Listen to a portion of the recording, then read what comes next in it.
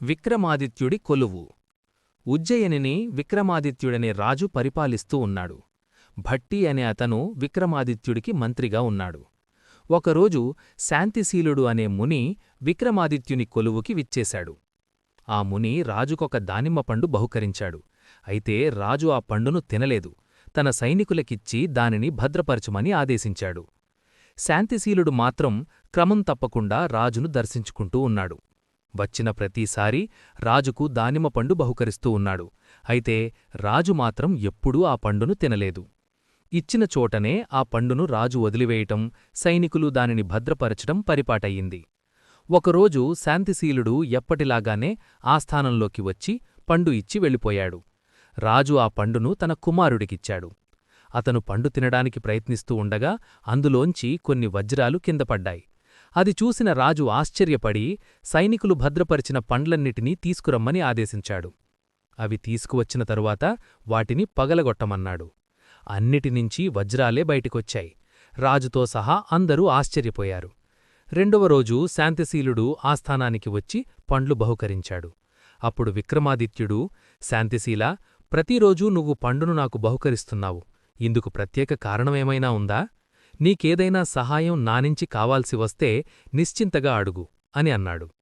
అందుకు శాంతిశీలుడు, రాజా, నేను ఒక యజ్ఞం చెయ్యతలపెట్టాను.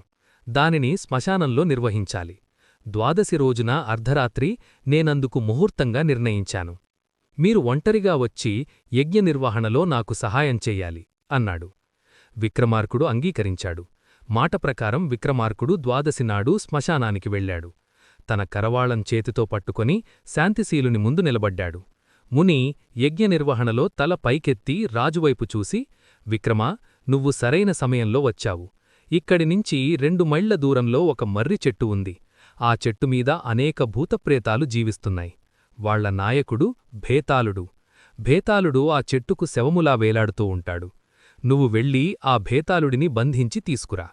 అయితే మార్గమధ్యంలో నువ్వు అతనితో మాట్లాడకూడదు అని ఆదేశించాడు.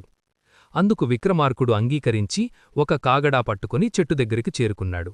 ఆ చెట్టుకు వేలాడుతూ భేతాళుడు కనిపించాడు. అయితే విక్రముడు ఏమాత్రం చెలించలేదు.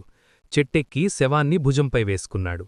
చెట్టు దిగి క్రిందకు రాగానే శవం పెద్దగా నవ్వి తిరిగి తనున్న స్థానంలోకి వెళ్ళిపోయింది. రాజు మళ్లీ చెట్టెక్కి శవాన్ని తీసుకుని దాన్ని ఒక గుడ్డలో చుట్టి క్రిందకి దిగాడు. ఆ తరువాత శవాన్ని తన వీపుకు కట్టుకున్నాడు. విక్రమార్కుడు చెట్టు దిగుతూ ఉండగా భేతాళుడు తనకు విముక్తి లభించబోతుందని అనుకున్నాడు. విక్రమార్కుడు శ్మశానం వైపు నడుచుకుంటూ పోతున్నాడు.